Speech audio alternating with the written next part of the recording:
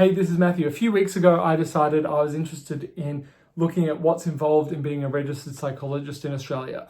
I don't want to do it for work. I still love my work in the technology sector, and that's where I want to be for work for a long time to come. However, this has been a passion of mine for a long time, and I was interested in pursuing it more. So this video is about what I learned along that journey, and it may be really helpful to you. If you're interested in studying psychology, you might have a degree already, you might have some work experience. So what's the way I found to turn no degree, because I have no degree currently, into a registered psychologist in Australia? What does that pathway look like? I haven't dealt too much into the latter parts of the process just because I'm not there yet. But so what I'll talk to is the start of the process. The first thing you need to know is that universities primarily seem to be set up for people who are undergraduates, people who are leaving school and wanting to enter them as undergraduates who have little to no work experience. So that's what most of the degrees and offerings are geared for. If you do have a bachelor's degree, what you can do is get credit for, it seems to be about 1 year, depending on if you did psychology subjects already. Psychology subjects, there's a set of subjects that must be completed in order for you to apply and basically pass certain criteria on your way to being a registered psychologist. And so there's certain limitations, like those subjects must have been completed in the last 10 years in order for them to be considered. So if you have any kind of bachelor's degree, normally you'll get credit off all the elective units that are non-psychology core subjects for a bachelor's degree.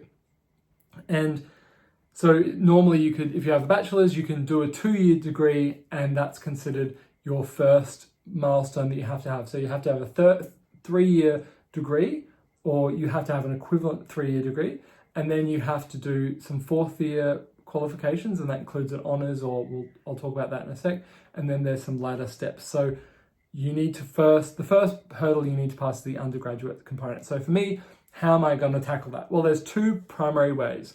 There's 3, but I'll talk about 2 because they're the most relevant.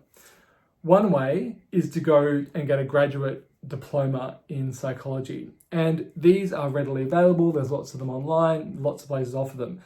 However, at least in Australia, they're not supported by the government. So the government doesn't support those places, and so they range between about 19,000 at the cheapest to about 35,000, 40,000 at the more expensive range. And that's basically to bridge you to an equivalent 4th years where you could go and do an honours degree, for example, or a 4th-year graduate certificate. Advanced is normally what they're called. So that's a very expensive way to get those undergraduate equivalent qualification. And I don't want to spend all that money if I can avoid it. So there is another avenue you can look at going down, and that's a bridging bachelor's degree. Now, there's a few of them in Australia, and they're called Bachelor of Psychological Science Graduate Entry. Adelaide Uni has one, Flinders Uni has one, and Charles Darwin University in Darwin has one. And the Charles Darwin University is the only one online. And that one is a Commonwealth supported place. So it means that will be about a third of the price. You're looking around $10,000 as opposed to 20 or 30. So it's a lot cheaper. And the only thing you're really trading off is the prestige of the university. It seems like the quality of the education there is good, and there's no issues with that. And that's the only way, if you want to do it online, or you're not in Adelaide, basically, to get a undergraduate equivalent without doing the graduate diploma route, or without doing the 2-year option. So the graduate diploma or the Bachelor of Psychological Science Graduate Entry is a 1-year program. They're both 1 years full-time, and those programs are, one, only available if you've got an undergraduate degree, which I don't, or you have some other degree that's going to allow you to get into those. So how am I going to even apply to those qualifications? Well, what I'm going to do is there is a program called Bachelor of Organizational Leadership, and because I've been in the leadership sector for a long time in business, I'm able to apply for that and use a heap of experience and other education in a diploma I have, and that will cover 2 of the 3 years of the organizational leadership bachelor's. And so I need to do an equivalent 1 year and part-time equivalents, obviously. And if I do that, that will get me a bachelor's, and then I can go and do the bachelor's that I mentioned at Charles Darwin, which is the graduate entry psychological science. So that's 2 years, and I would have basically an equivalent of a bachelor and a third year bridging psychology course if I did it full time. The next thing after that is you need to do a 4th year, and the 4th year honours, it's an honours program. That's the normal way to do it. And the reason people do honours is a Commonwealth supported place again. So again, it's much cheaper than going and doing a graduate certificate advanced. Now, the thing is that if you get poor marks or really poor marks, then you're going to have a lot more trouble getting honours. The cutoff for honours is that you need to do at least a credit or 5.5 on the university scale of up to 7.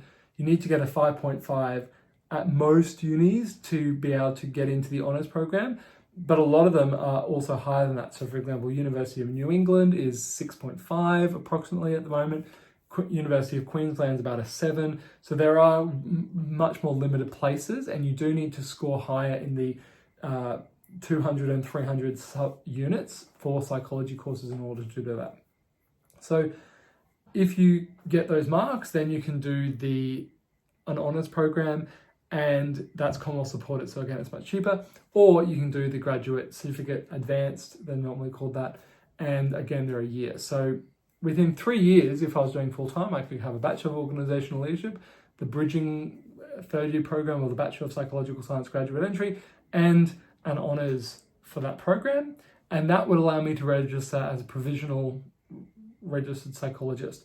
And that, the way going Charles Darwin University, then doing honours, and then going provisionally registered, that is the cheapest way to do it as a graduate. And with the Bachelor of Organisational Leadership, that's also a Commonwealth supported course, and that will bridge me to a bachelor's pretty quickly. And so I thought that would be interesting if you're interested in doing psychology, or you're wondering how this whole undergraduate thing works and what all the options are. The best resources I've found is if you type in APAC courses, APAC courses into Google, it'll come up with the Psychology Australia accredit. They basically accredit the different university programs, and they have a search that you can search different criteria and pull up the entire list of all the courses that are accredited in Australia for that, and that's incredibly helpful. So I download this spreadsheet and I create all my relevant spreadsheets from that to do research. If you have any questions for me around this, feel free to send me an email, matthewbarrett@hey.com. Happy to answer any questions. And if you'd like to hear more from me, I put out an email newsletter every week, and you can subscribe to that link below. And until next time, the journey continues.